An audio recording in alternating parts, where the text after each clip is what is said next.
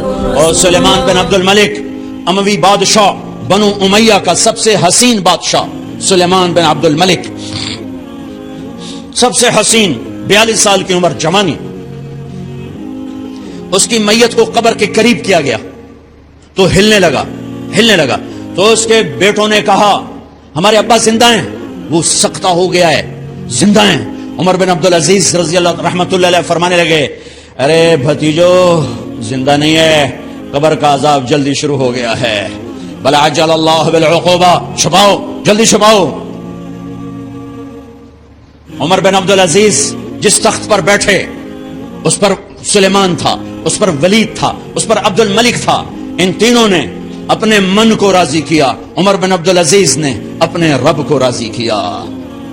جب عمر بن عبدالعزیز کا وقت آیا مرنے کا تو انہوں نے بلایا رجا بن حیوہ سے، فرمایا کہ میں نے عبد الملک بن مروان، چاچا بھی تھے سسر بھی تھے، ان کی بیٹی فاطمہ سے شادی ہوئی تھی، میں نے اس کو قبر میں اتارا، کفن کی گرہ کھول کے دیکھا تو اس کا چہرہ قبلے سے ہٹ چکا تھا، رنگ کالا سیاہ پڑ چکا تھا۔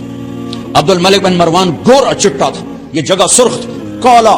پھر میں نے ولید کو قبر میں اتارا، اس کا بیٹا 10 سال حکومت کی، اس نے 21 سال حکومت کی، اس نے 10 سال کی، ولید بن عبد الملک۔ میں نے اس کے کفن کی گرہ کو کھول کے دیکھا تو اس کا رنگ سیاہ ہو چکا تھا اور قبلہ کی طرف سے چہرہ پھر چکا تھا۔ پھر اس سلیمان کا واقعہ تو ابھی سنایا، پھر اس سلیمان کو قبر میں اتارا اور اس کے کفن کی گرہ کو کھول کے دیکھا تو اس کا چہرہ قبلے سے ہٹ چکا تھا۔ اب میں جا رہا ہوں، مجھے دیکھنا۔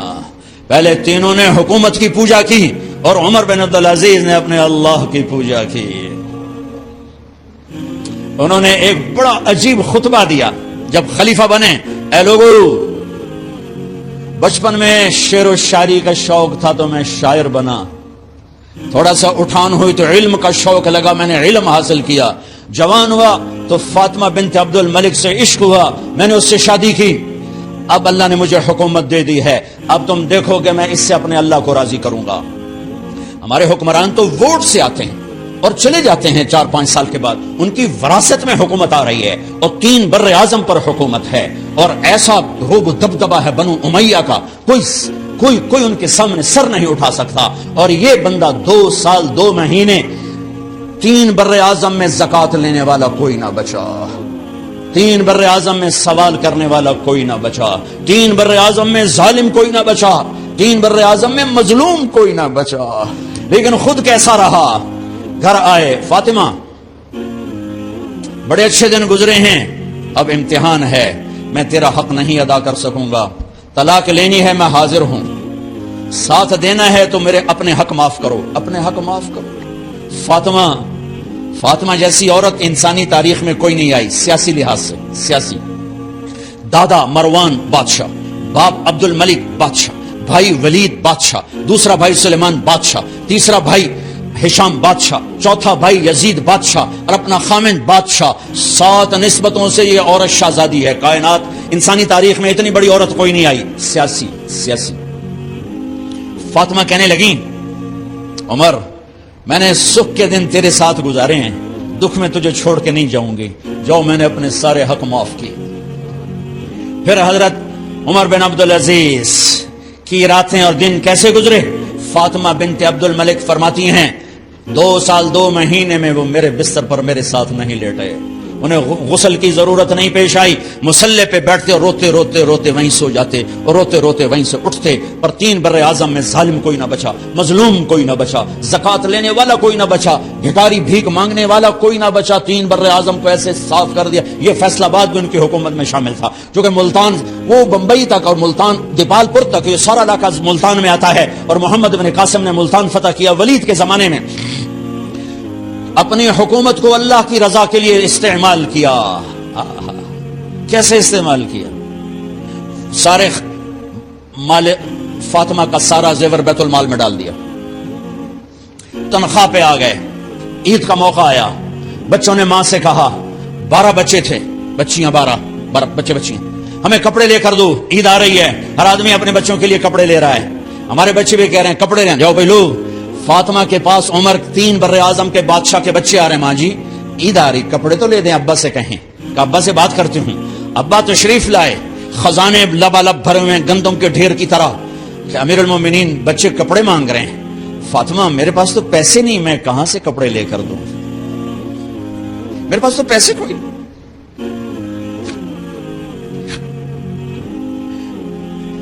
حضرت فاطمہ نے کہا پھر بچوں کا کیا کروں؟ کہا پھر مجھے بھی نہیں پتا کیا کروں۔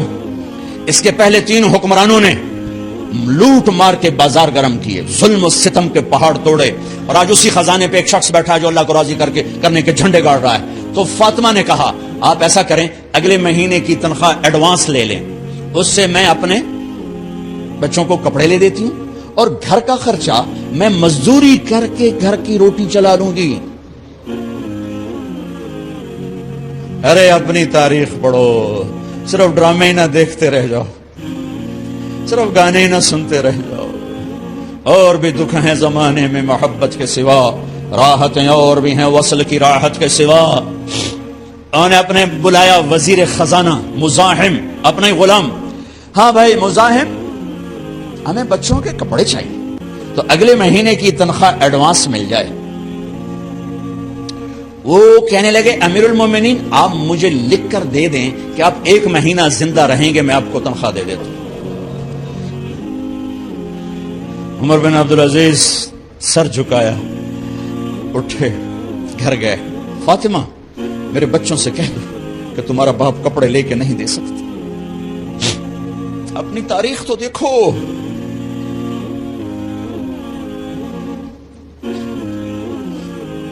عید کا دن آ گیا، خلیفہ وقت عید کی نماز پڑھاتے تھے، نمازیں بھی خلیفہ وقت پڑھاتے تھے۔ بنو امیہ کا خاندان ملنے کے لیے آ رہا ہے،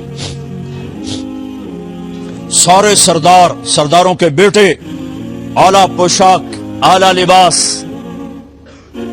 ملنے آ رہے ہیں۔ تھوڑی دیر بعد دیکھا تو بچے بھی ملنے آ رہے ہیں، امیر المومنین کی حیثیت سے بچے باپ کو ملنے آ رہے ہیں، اور ان کے جسموں پر پرانا لباس ہے۔ حضرت عمر انہیں دیکھ کر ادھر اپنے سرداروں کے بچے دیکھے تو زرق برق پوشاکیں، اپنے بچوں کو دیکھا، ارے اس باپ سے پوچھو جو سب کچھ کر سکتا ہو اور پھر مٹھی بند کر لے کہ نہیں میں نے حرام کی طرف نہیں جانا۔ بچوں کو دیکھا تو آنکھیں ڈب ڈبا گئیں، آنکھوں میں آنسو آ گئے۔ فرمایا میرے بچوں آج تمہیں اپنے باپ سے گلہ تو ہوگا کہ آج ہمارے باپ نے کپڑے ہی نہ لے کے دیے۔ ان کے ایک بیٹے ہیں عبد الملک، ان سے بھی 4 رات آگے تھے، ان سے پہلے ہی فوت ہو گئے تھے۔ کہنے لگے ابا جان آپ کو مبارک ہو،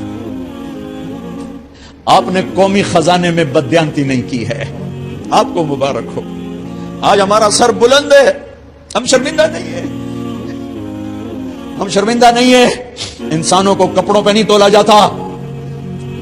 آج کا میرا دیس کمالدار اتنا فقیر ہو گیا ہے، اتنا چھوٹا ہو گیا ہے کہ وہ اپنا تعارف کروانے کے لیے 50 لاکھ کی گھڑی لیتا ہے، 6 لاکھ کا جوتا لیتا ہے۔ آج کی بیگم اتنی چھوٹی ہو گئی ہے کہ اپنے قد کو بڑا کرنے کے لیے وہ 10 لاکھ کا ہینڈ بیگ لیتی ہے کہ دیکھو میرا بیگ 10 لاکھ کا ہے۔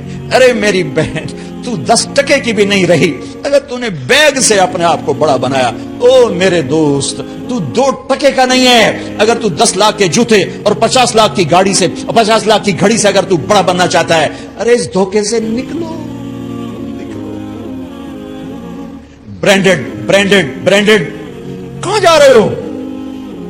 جب تم اپنی ذات میں بے قیمت ہو تو رب ذوالجلال کی قسم تمہاری گھڑیاں، تمہارے بیگ، تمہاری گاڑیاں، تمہارے بنگلے تمہاری عزت کو بڑھا نہیں سکتے۔ ابا جان آج ہمارا ساڈا ایتھے سر آ گیا، سانو آج ساڈی عید ہو گئی کہ ساڈے ابے آج خیانت نہیں کی تھی۔ آج ہم خوشی سے بلند ہیں کہ ہمارے باپ نے بددیانتی نہیں کی۔ گھر میں تشریف لائے، کہنے لگے فاطمہ کچھ پیسے ہیں، میرا انگور کھانے کو جی چاہ۔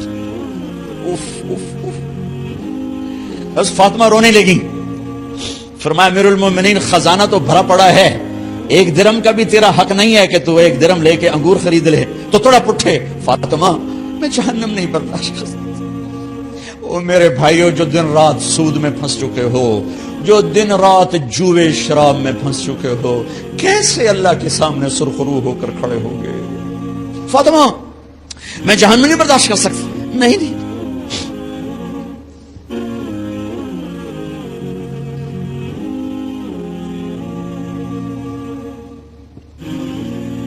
ایک رات گھر میں تشریف لائے, بچیاں بیٹیاں, منہ پہ ہاتھ, کپڑا رکھا, دوپٹہ رکھا منہ پہ, اور بات کریں. آپ نے پوچھا ارے کیا ہوا تمہیں, یہ منہ پہ کپڑا کیوں رکھتے ہو؟ تو خاموش ہو گئی, لیکن گھر کی خادمہ رو پڑی. کہا امیر المومنین, آج آپ کی بیٹیوں نے کچا پیاز توڑ کے اس سے روٹی کھائی, سالن کوئی, ارے مسری دی دال ہی کوئی نہیں ہے, پیاز, کچے پیاز نہ روٹی. آج ساڈا مزدور جڑا کوئی نہ کوئی چٹنی بنا بند ہے, ترائے بر اعظم دے بادشاہ دیاں دھیاں ہے کچے وصلہ نہ روٹی بیٹھیاں کھاندیاں. اور میرے آج کا تاجر کہتا ہے جھوٹ نہ بولوں تو کاروبار کیسے, میرا افسر کہتا ہے رشوت نہ لوں تو گزارا کیسے کروں. تو عمر بن عبدالعزیز پھس پہ ہچکیوں کے ساتھ روئے کہ میری بچیوں, میں تمہیں بڑے اچھے کھانے کھلا سکتا ہوں اور میں جہنم کی آگ برداشت نہیں کر سکتا. بھائیو, اس بندے نے اپنے آپ کو ذبح کر دی, اللہ کو راضی کرنے کے لیے ذبح کر دی, اپنے ذات کو, اپنے جذبات کو, اپنے احساسات کو. جب گورنر ہوتے تھے نا تو حضرت فاطمہ کی ایک باندی تھی, ان سے انہیں عشق ہو گیا, تو اپنی بیگم سے کہتے یہ باندی مجھے گفٹ کر دو, وہ کہتی میں نہیں کرتا.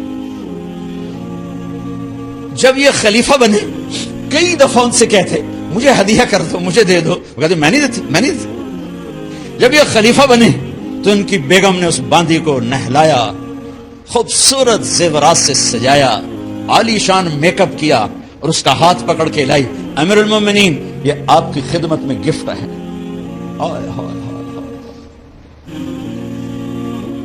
اس کو یوں دیکھا, فرمایا کہاں سے آئی تھی؟ کہا جی عبد الملک نے کوفے سے مجھے زبردستی اٹھوایا تھا. تو دو آدمی بلائے کہ جاؤ اسے اس کے مالک کے پاس واپس بھیج دو. وہ کہنے لگی این وجدک علی یا امیر المؤمنین, امیر المؤمنین آپ کا عشق کہاں گیا جو میرے ساتھ تھا؟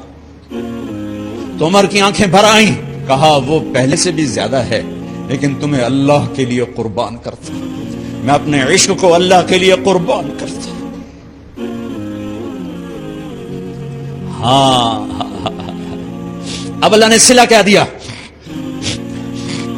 جب انتقال ہوا ہونے لگا تو بلایا رجا کو, جو میں بات پہلے چھوڑ کے ادھر ان کی تھوڑی سیرت بتائی کہ رجا اب میں مرنے لگا ہوں. عبد الملک کالا ہو گیا تھا, ولید کالا ہو گیا تھا, سلیمان کالا ہو گیا تھا. یہ کیوں کالے ہوئے تھے؟ یہ بے نمازی نہیں تھے, بدکاری نہیں کرتے تھے, کسی کی طرف ان کی میلی آنکھ نہیں اٹھی کبھی. یہ ظالم تھے, ظالم انسانوں کا خون پیا, مال میں خیانت کی, اس پر اللہ نے چہرے پھیر دیے. آج عمر بن عبدالعزیز جا رہا ہے, کہ دیکھو میں جا رہا ہوں, مجھے دیکھو میرے ساتھ کیا ہوتا ہے. ان کا انتقال ہوا, ان کی میت قبر کے کنارے رکھی گئی اور اب نیچے اتارنا ہے. سلیمان کی میت کو اتارنے لگے تو ہلنے لگا اور عذاب قبر پہلے شروع ہو گیا. عمر کی میت کو جب قبر کے قریب کیا گیا, ایسے ہوا کا جھونکا آیا, ایک پرچہ ایسے لہراتا ہوا یوں آیا, یوں آیا, یوں آیا اور عمر کے سینے پر گر گیا. لوگ کٹھے ہو گئے, پرچے کو کھول کے دیکھا گیا تو اس پہ لکھا تھا بسم اللہ الرحمن الرحیم براءۃ من اللہ لعمر بن عبد العزیز من النار. یہ پروانہ ہے اللہ کی طرف سے اس کے بندے عمر کے لیے کہ اسے جہنم سے نجات کی خوشخبری سنا دی جائے. آہا, مرنا ہو تو یوں مرو, اللہ ایسی موت دے دے. کہتے ہیں پھر میں نے ان کو قبر میں اتارا, جب قبر میں اتارا تو کیا دیکھا, میں نے کفن کی گرہ کھولی تو چہرہ قبلے کی طرف فٹ اور یوں لگا جیسے 14ویں رات کا چاند قبر میں اتر آیا ہو.